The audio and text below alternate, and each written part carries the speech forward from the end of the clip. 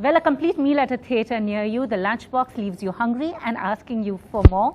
Team Lunchbox here with me. Firstly, congratulations. It's a brilliant film.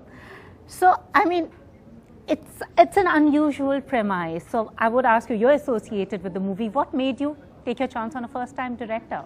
Well, actually, I came into the project once the film was completely ready and out there. I saw the film and I was completely blown by the experience. While watching it, I just thought it was one of the most brilliant love stories I've seen in a very long time. Unusual, strong storytelling, some of the best performances that Indian celluloid has witnessed. And I think the fact that it was the first-time director was completely like, it came as a big shock to me. Because some reason when I saw the film, I thought Ritesh Batra was this evolved, completely like nurtured soul who's had a repertoire of work that he's left behind. The fact that it was a debut endeavor made that film for me an even more spectacular experience. And when Guneet, who's one of the producers on the film, came to me and said, would you know, we really want you to present the film so we get like a platform in India. Because it was, by that time, had made its debut at Cannes. But you know, a film like this needs to be nurtured and positioned effectively.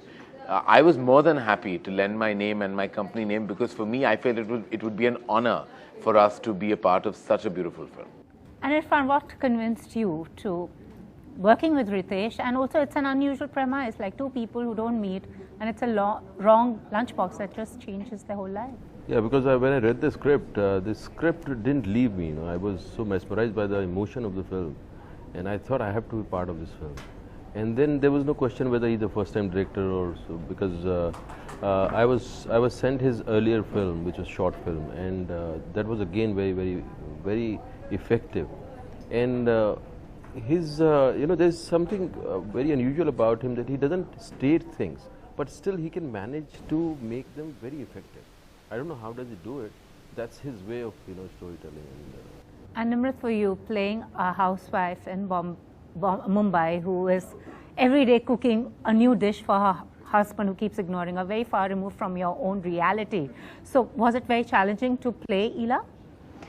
I think the writing really helped me, you know. The story was so beautiful and it was so engaging right away that I just needed to find a place to stay as close to the script as possible, mentally and physically, otherwise, whatever I was trying to figure out. And thank God that it was a complete departure from how one is, you know, because that's the thrill of being able to live the life of an actor, somewhere to be able to do things that you won't normally do. So it was actually extremely liberating, you know, to not have to worry about the obvious trappings that, you know, you have on a day-to-day basis, not just as an actress, but even as a girl. You know, I really let go of a lot of things, and I somewhere really started to enjoy that innocence of her world, you know, which is, it's so pure and it's so simple. Her joys, her agonies, her ecstasies are so basic.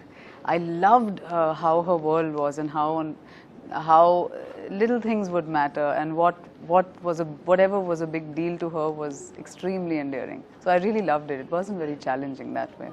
And we are a country obsessed with food. We all love our food. I mean, watching this movie was making me hungry, but we've never had food films. So do you think that the time has come that we want to tell our own stories related to our own culture? Well, I think what Ritesh did was very efficiently create the dabba service phenomenon and the food aspect as its backdrop. And you know, actually at heart it's even more than a love story, you know, so this is just an efficient backdrop. But at heart it's about loving, it's about longing, it's about our day-to-day life, and how important and critical true love is for you to really go through the beats of a day. I think you see that in Sarjan's character portrayed by Irrfan, that he's on the verge of retirement, you know, and yet, you know, kind of there is that emptiness because of the loss of his wife, and no amount of running away from the city, going into another life can actually fulfill that gap. And for Nimrat, who's in a bad marriage of sorts, you know, in a loveless marriage, and how that eventually it's the one thing that she truly lacks, which is why she tries to actually woo her husband back, and it's not working. So the importance of love in our lives, and how and the focus that we give it sometimes, you know, and sometimes not as much as we should, is what really the Lunchbox is about. It's about like the importance of love in our lives and how you must attain it at whatever cost, and if it doesn't come your way, then seek it out.